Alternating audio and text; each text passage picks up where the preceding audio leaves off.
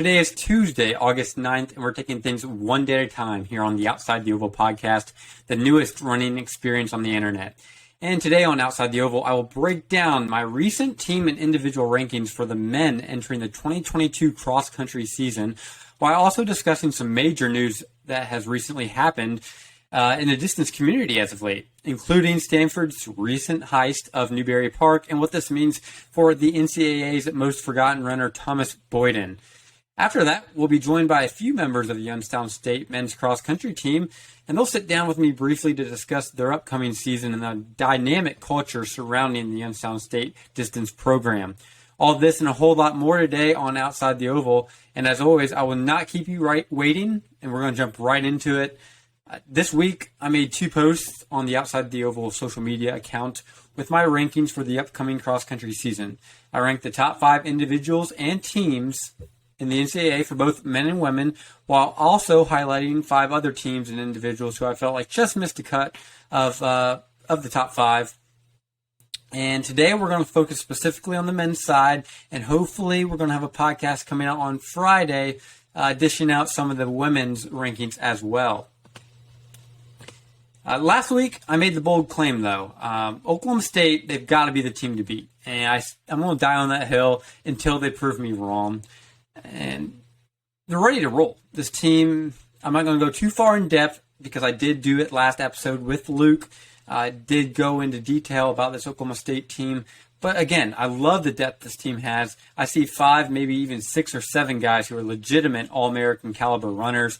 And you combine that with the fact that they're in a slower regional and they'll be racing on their home course at nationals with a lot fresher legs than a lot of the field. They're going to be well rested. It's hard for me to find any other reason to not pick the Pokes to win it all this year. So we're going to continue rolling with Oklahoma State. They're my number 1.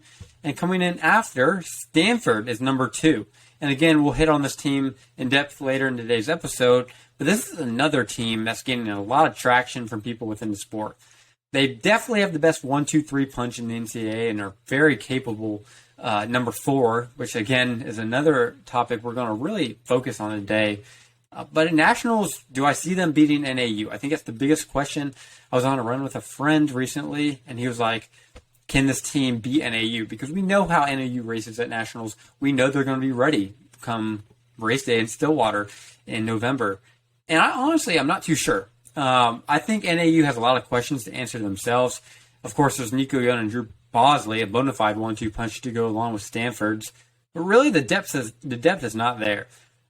For right now, Stanford is my 2, so I do think they're capable of beating NAU at the national championship meet. But there's definitely some question marks I have for both teams.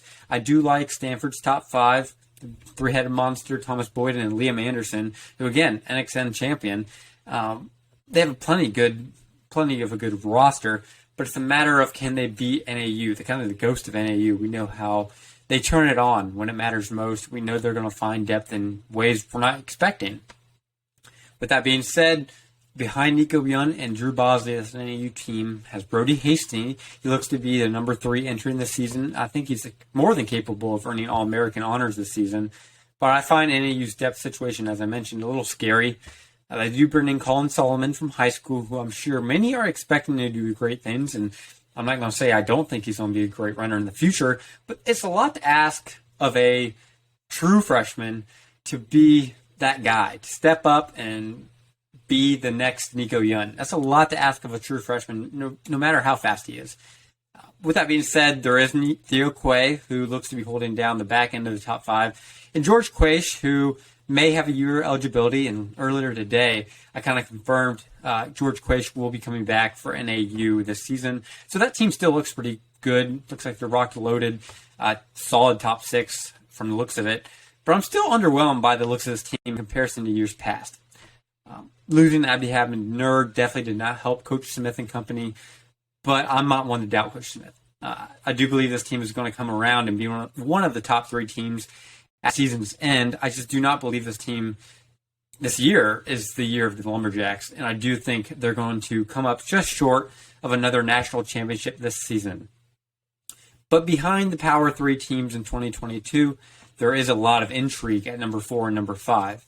I went with Tulsa and BYU to fill out the top 5, and I really like what these two teams have going for themselves this year. Tulsa, they bring back a very talented top 3 of Michael Power, Scott Beatty, and Cormac Dalton, while BYU brings back Casey Cleaner and Brandon Garnicchia, while also bringing in Weber State All-American Christian Allen, who will use his last year of eligibility in Provo, Utah. This is a move that really went under the radar, and until I kind of familiarized myself with this upcoming team's roster, I kind of forgot that he made the move from Weber State. This is a big move for Brigham Young.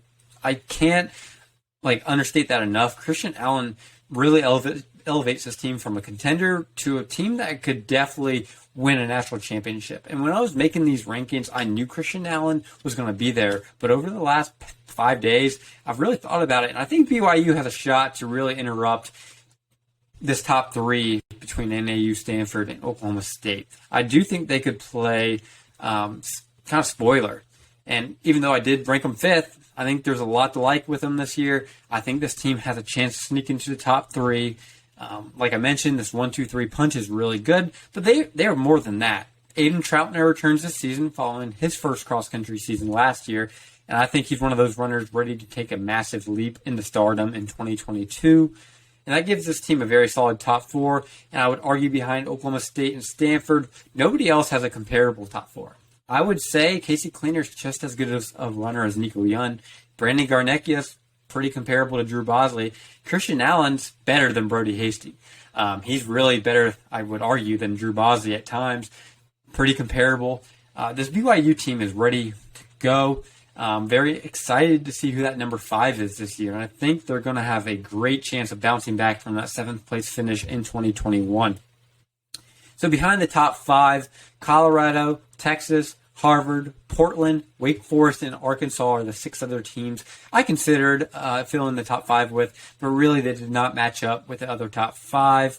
But they're all deserving of a top 10 placement for sure. I wouldn't be surprised to see one of these 6 teams make a play for a top 5 finish at Nationals in Stillwater this season, but they're not there yet. There's a lot to like about a lot of these teams. I love Texas's youth.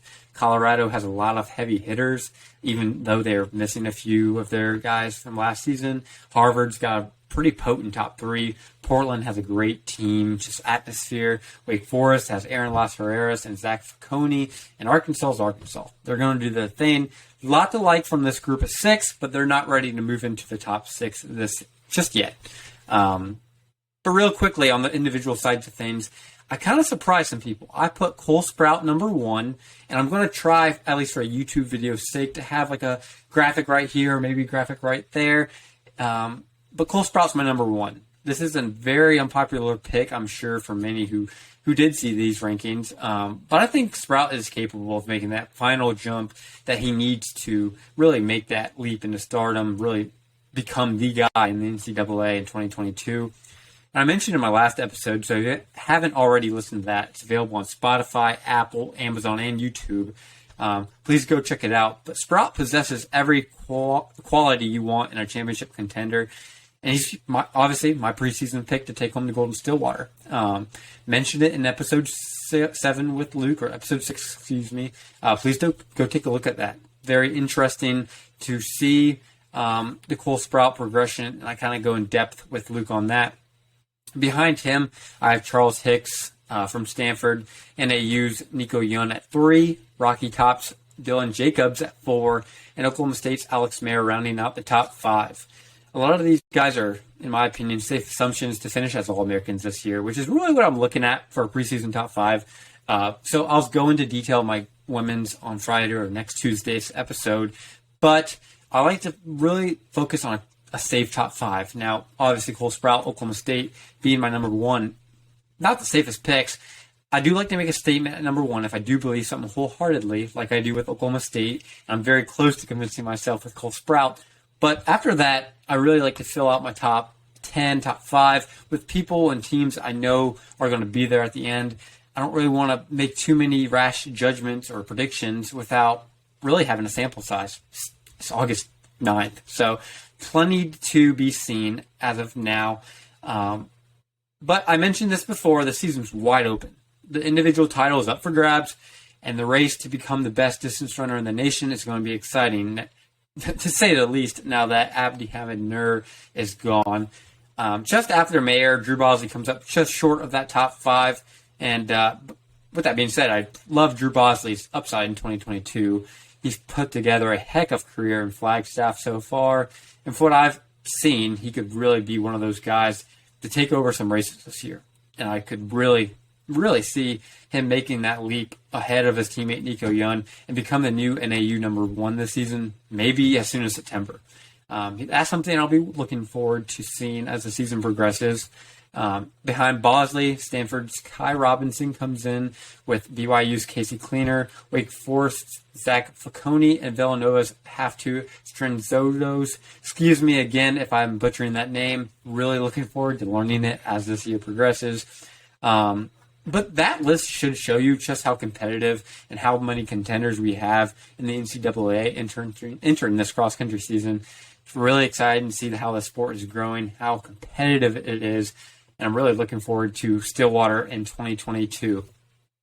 But looking ahead, even beyond 2022, I mentioned there was a little bit of news we had to go over.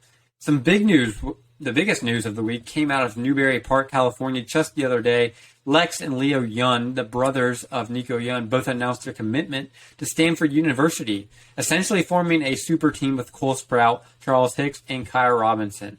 Now, I think this is significant for a few reasons. One, Stanford's going to be a powerhouse for the next several years. That's a safe assumption to make. But I feel like this has a little bit of underneath meaning right now. And this is probably something that not a lot of people are thinking about.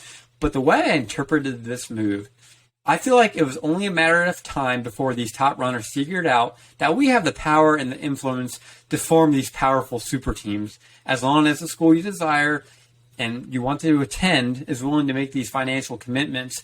And obviously this is something Stanford, they realize they can do. This is going to be the new normal in NCAA college running. Hicks, Sprout, Robinson, assuming they all stay for one more year, teaming up with the Young twins is huge news. This is a super team, whether you like it or not. That is what the twin brothers, the Young's twins, commitment means to the sport.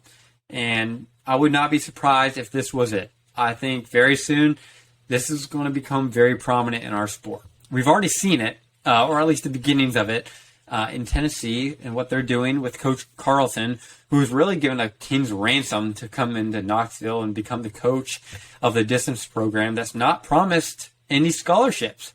At least that's the rumor right now. This Tennessee team is not promised any distance runners any scholarships. The way they're going to be funding this team is through the NIL. With that being said, we know the University of Tennessee is known for their unbelievable alumni network, and I don't want to cross any roads I'm not supposed to or shouldn't, but this NIL process is going to be very powerful, and the rumor is, like I mentioned, that this Tennessee team is going to be funded by NIL money, and that's it. And I truly think that's going to work, especially in college cross country, more so than any other sport maybe in the NCAA, and I think Tennessee is going to become a distance power in the next 2 to 3 years. I mean, they've already nabbed Dylan Jacobs, huge name, but not only that, they nabbed Yassine Abdullah, a rising sophomore in cross country for the University of Texas, who was an All-American as a freshman in 2021. The NIL recruiting tactic has already become the norm in football, and in the next 2 to 3 years, we're going to see it take a huge leap in college cross country. So I don't want to cross any boundaries I shouldn't. I don't want to say anything that's not true, might not become true, or kind of like scares off boosters. But I really do think NIL is going to become a huge deal in the NCAA, more so than just football.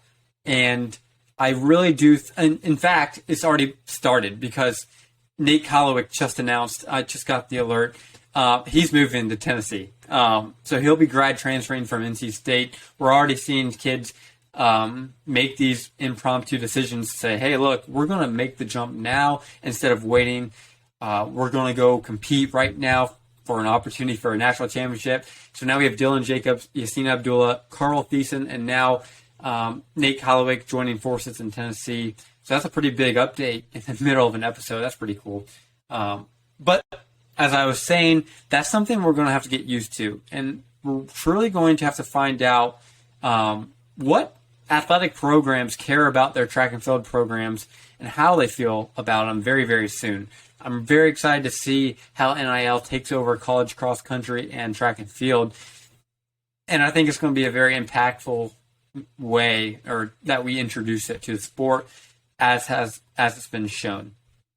But bringing things back to Stanford for one last moment before we take a quick break, I want to feature the man who's most easily forgotten with this whole super team thing. His name is Thomas Boyden. Thomas went 23-38 in the COVID cross-country season. He missed a lot of time between the fall cross-country and spring outdoor season in 2022, yet he still has an impressive personal best of 13:37 in the 5K and 28:44 to go along with his 8K time. So to put it simply, Thomas Boyden should not be forgotten. He is far from an afterthought, and he's going to continue to be a top 5 runner on Stanford's team despite the Young twins' commitment. I see a world where Boyden surpasses one of his current 3 teammates before I foresee a world where he is not inside Stanford's top 5 for the foreseeable future. Maybe I'm overhyping the former Foot Locker and Brooks PR finalist, but I really don't think I am. Thomas Boyden is going to shock some people this cross-country season. And for those of you still interested in my FXC league, I do believe that, in fact, I just took him in the 6th round. Love the selection. And I do believe that Thomas Boyden is going to be an All-American in some sort of way, whether that's on the cross-country course or the track in 2022. But with that being said, after all the rankings, all the super team, all the NIL talk, we're going to take a short, very brief break. And for you, I'm going to be back in just a few seconds. But please stick around because next I will be joined by Youngstown State's men's cross-country team. And we'll be right back on Outside the Oval. And as if we never left, we're back for another segment on today's episode of Outside the Oval. And I'm pleased to be joined by a few members of the Youngstown State men's cross-country team.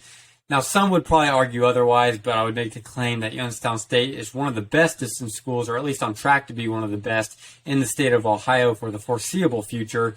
I love what these guys have going on up in Northeast Ohio, and I'm really looking forward to seeing what the YSU boys build on with all this positive momentum as of late. And real quickly, let me introduce you the 2 members of the team we have joining me today.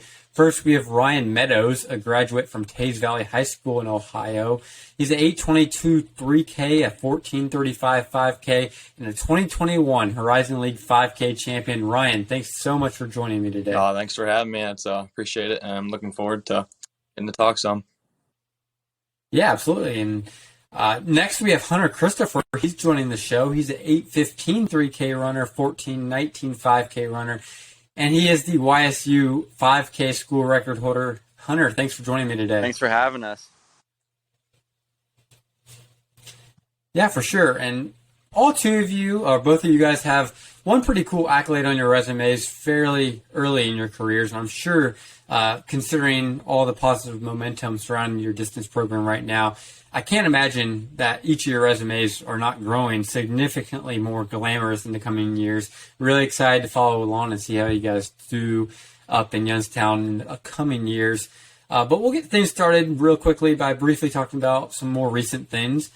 First things first, you guys took a trip to Flagstaff this summer, and from the looks of it, seemed like not only did you guys have a great time, a lot of fun, but you clicked off a lot of mileage at a very high altitude and got that ever so important sleep at 7,000 feet above sea level. What was that whole experience like for you guys being a team in Flagstaff? I guess I can start. It was definitely a good experience. I'm glad we took the trip. The first week was pretty rough, not gonna lie. A lot of the runs I was just like, dude, this stinks. Like, is this even worth it? But then I'd say after about a week, we kind of got adjusted, and you got used to the feeling that the runs were probably going to not feel the best. I wouldn't say you got used to feeling like crap, but you just kind of expected it. And the couple runs a week where you felt good, you definitely appreciated it. But it was just really cool to be out there with Hunter and Chase and get the opportunity to train at altitude because, it's kind of what everybody wants to do, but most of the time you don't get the opportunity. So we got the opportunity and we took advantage of it. Like probably beginning of track season, he talked to us. He was like, "Hey, like, want to come out to Flagstaff if we can like put it together?" And like I was on board right away, but that's like something that is like so hard to put together and get people to commit to that we didn't expect it to happen. But I remember the morning like we left, it was like crazy. Like we're actually going to go out to Flagstaff and do something that like almost every like collegiate distance runner that would like love to do. And yeah, just like the drive out there to getting out there. I remember we arrived in Flagstaff and I went and ran like immediately, and I couldn't really tell a difference until like 4 days in is when everyone said it hits you. But I had a lot of trouble like sleeping the first week, and I'd say I adjusted like pretty well, except for like the sleeping. But the running didn't really get to me as much as I thought. But yeah, it was definitely a super cool experience, and hopefully we get to go again next year. Yeah, I think for sure. in both tests that I the most by far out of the three of us about how bad, but it's all right. I got through. The time change was like so different. Like it would be like 8 o'clock and we'd all be like getting ready to go to bed. That was something like totally different. That even like towards the end of the trip, that's something that like never changed. It was still like early in the evening and we were all like exhausted. But I mean, it was you wake up, you run, you lift, you sleep, and then you like run again. We were putting in like upper 80s to like 90 miles a week. So we definitely got super fit out there. Oh yeah. That's what Flagstaff's all about. Just getting out there with the guys, having a good time, running a lot, and looked like a lot of fun. And it's pretty cool to hear. Obviously, you didn't know that you guys drove out there, so that's a whole nother experience, getting to go out, just kind of road trip, make a few stops at pretty cool places. Definitely something I'd like to do. Some of the guys on my team have definitely discussed doing it, and seeing how much fun you guys had definitely inspired me to kind of say, hey guys, we probably need to put this together sooner rather than later. But now that we're coming off the heels of the trip to Flagstaff and the cross country season nears, you guys have a lot of talent returning this season, and from an outsider's perspective, it looks like you guys are well positioned to not only improve upon your 15th place finish at the Great Lakes Regionals from a year ago, but to also knock on the door of IUPUI, who's your top competition in the Horizon League. So with that being said, what's the schedule looking like in 2022, and what goals do you guys have in mind as far as the team goes?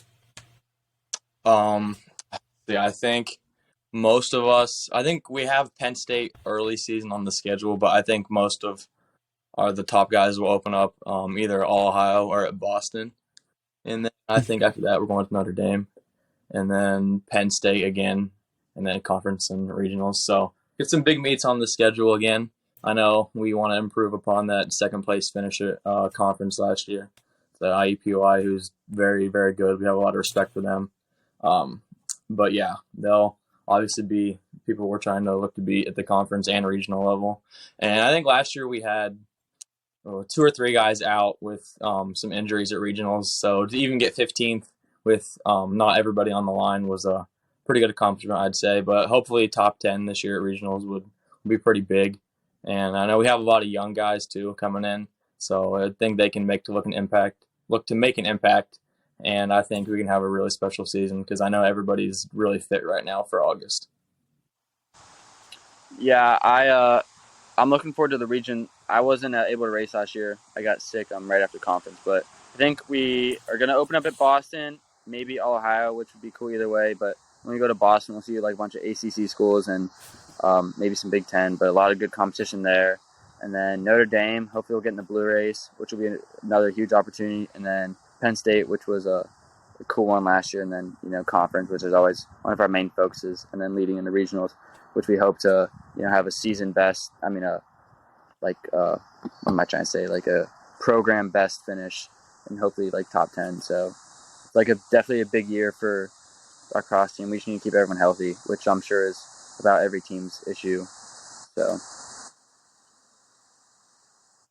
Yeah, you guys look like you have a pretty solid squad coming back, like I mentioned, and it's really fun racing with you guys. I remember we went up to Joe Pine from Kennesaw last year, saw Ryan, saw Chase at the meet. That was pretty cool. We've stayed in the same hotel, which is pretty ironic. But Yeah, your schedule sounds great. Very much looking forward to seeing how you guys perform there.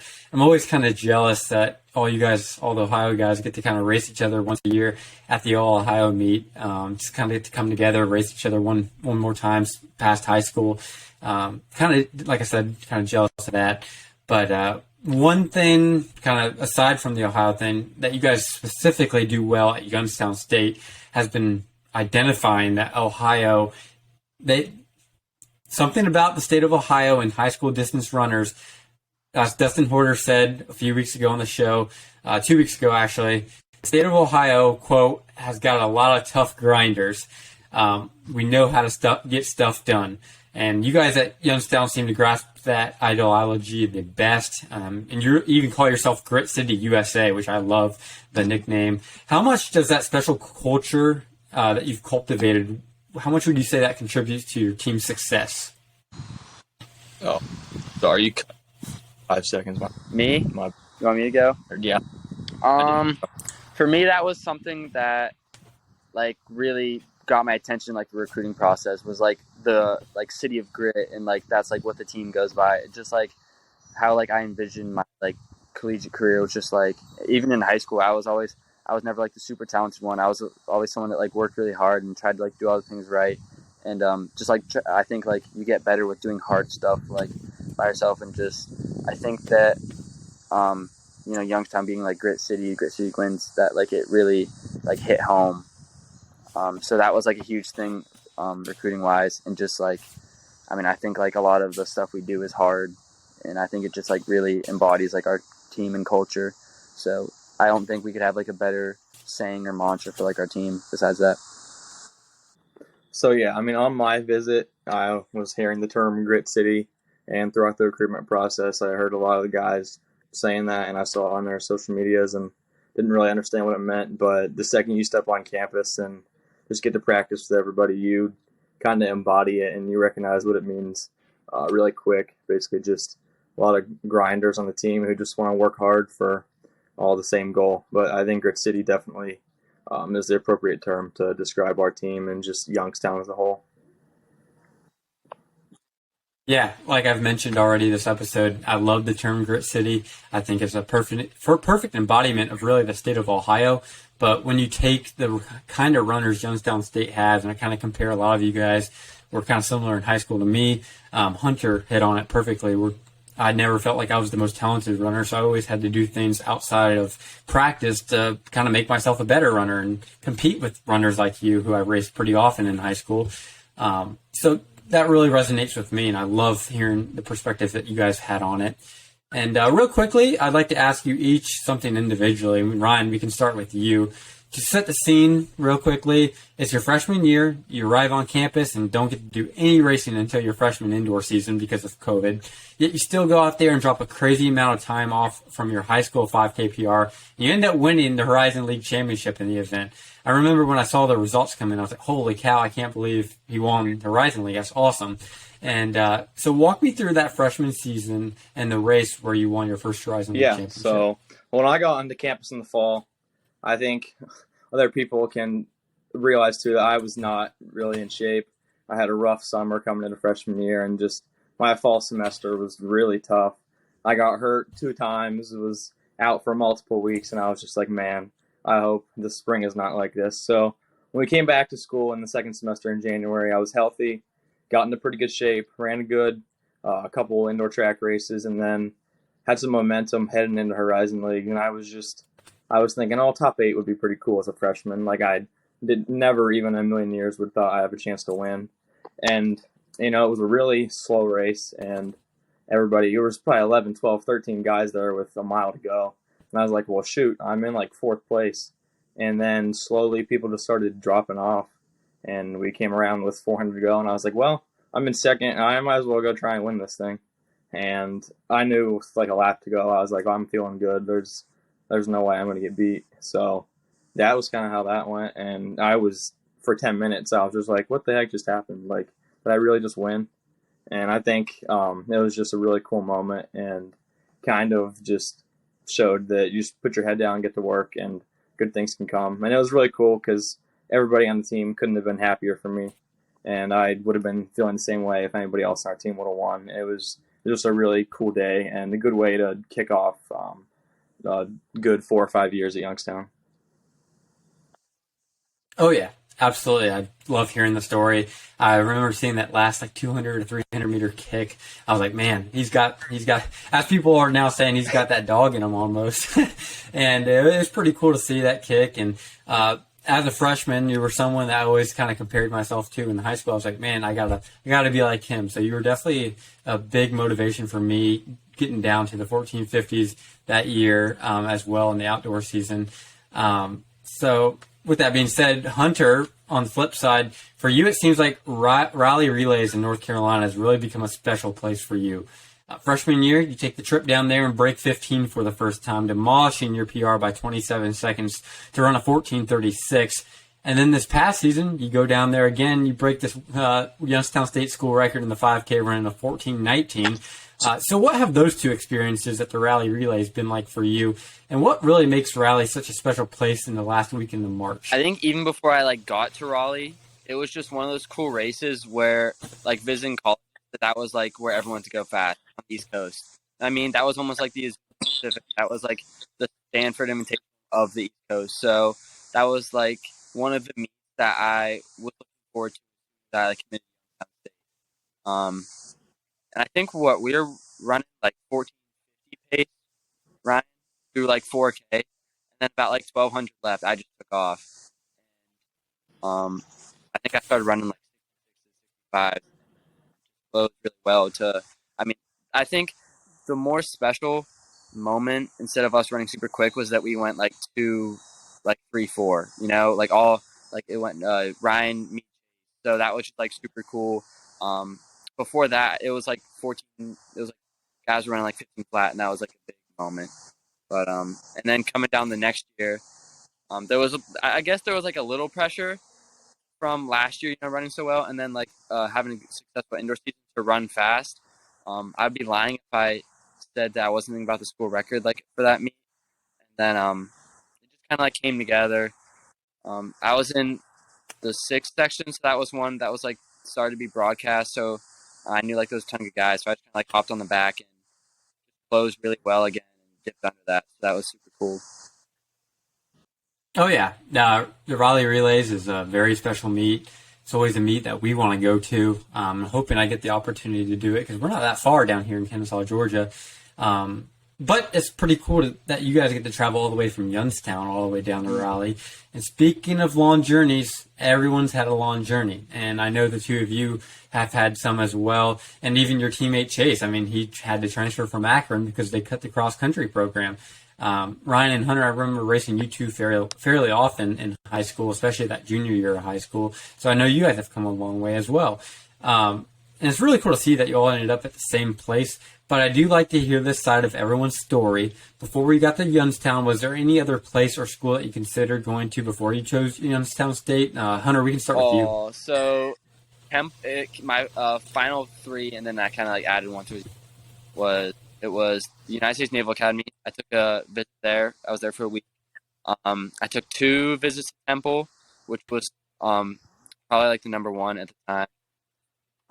YSU, and then towards the end of my recruiting process, State I was gonna go there, but Coach Corby and Coach Group did such a good job that I decided to stay home almost and go to Youngstown State, and I couldn't have made a better decision for myself. So yeah, how about you, Ryan? I had down to final 3 schools, and I was a prisoner of the moment where every visit I took, I was like, oh, I'm coming here. I'm going there.